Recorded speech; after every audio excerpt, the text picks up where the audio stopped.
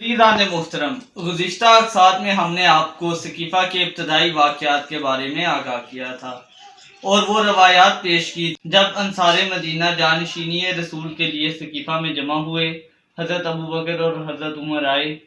اس معاملے پر اختلاف پیدا ہوا، مہاجرین بھی حقدار تھے اور انصار بھی۔ پھر حضرت ابوبکر کی بیعت ہو گئی۔ اب ہم دیکھتے ہیں کہ اس کے بعد کیا ہوا، اور سب سے پہلے حضرت ابوبکر کی بیعت پر کس نے جھگڑا کیا اور خلافت پر کیسے جھگڑا ہوا۔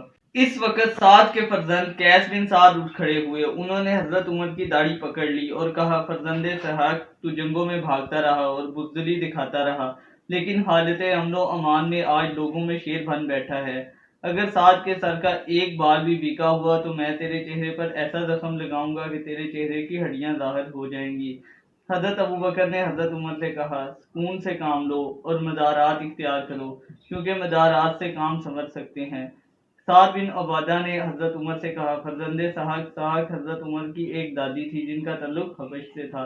خدا کی قسم، اگر آج میں کھڑا ہونے کے لائق ہوتا اور بیمار نہ ہوتا تو آج تم اور ابوبکر مدینہ کی گلیوں میں ہی مجھے شیر کی طرح گرجتے ہوئے پاتے، اور میری گرج کی ہیبت سے تم مدینہ سے باہر چلے جاتے، اور میں تم دونوں کو تمہاری قوم سے ملحق کر دیتا، جہاں تم دونوں ذلیل و تابع ہوا کرتے تھے، جہاں دوسرے لوگ تم پر حکومت کرتے تھے۔ اے گروہ خزرج، مجھے شور شرابے کی جگہ سے لے چلو۔ ان کی قوم نے انہیں بستر سے اٹھایا اور انہیں گھر کی طرف لے گئے۔ بعد میں حضرت ابوبکر نے سعد کو پیغام بھیجا کہ لوگ میری بیعت کر چکے ہیں، تم بھی میری بیعت کرو۔ سعد نے جواب میں کہلا بھیجا، خدا کی قسم، میں تمہاری بیعت نہیں کروں گا جب تک میری ترکش میں تیر ہوگا اور وہ تمہاری طرف روانہ کروں گا۔ اپنے نیزے کی انی کو تمہارے خون سے رنگین کروں گا، اور جب تک میرے ہاتھ میں تلوار رہے گی میں تم سے جنگ کرتا رہوں گا، اور تمہیں بھی یہ علم ہونا چاہیے کہ تمہارے ساتھ جنگ کرنے میں میرا ہاتھ کوتا نہیں ہے۔ میں اپنے خاندان اور پیروکاروں سمیت تم سے جنگ کروں گا۔ خدا کی قسم، اگر تم جنوں انس جمع ہو کر تمہاری بیعت کے لیے مجبور کریں گے تو بھی تم دونوں گناہ گاروں کی بیعت نہیں کروں گا، یہاں تک کہ میں اپنے خدا سے ملاقات کروں اور اپنے مقدمہ خدا کے حضور پیش کروں۔ حضرت ابوبکر کے سامنے سعد کا جواب پیش کیا گیا تو حضرت عمر نے کہا، اب اس سے بیعت لینے کے علاوہ کوئی چارہ نہیں رہا۔ بشیر بن سعد نے حضرت عمر سے کہا، سعد ہرگز بیعت نہیں کریں گے، اگرچہ انہیں قتل بھی ہونا پڑا، اور وہ پھر بھی بیعت نہیں کریں گے۔ اگر انہیں قتل کیا گیا تو وہ اکیلے قتل نہیں ہوں گے، ان کے ساتھ اوس و خزرج کے قبائل بھی قتل ہوں گے۔ آپ انہیں ان کے حال پر رہنے دیں، اور ان کی علیحدگی آپ کو نقصان نہیں دے گی۔ حضرت عمر اور ان کے ہمنوا افراد نے بشیر بن سعد کی قول کو قبول کیا اور سعد کو ان کے حال پر رہنے دیا۔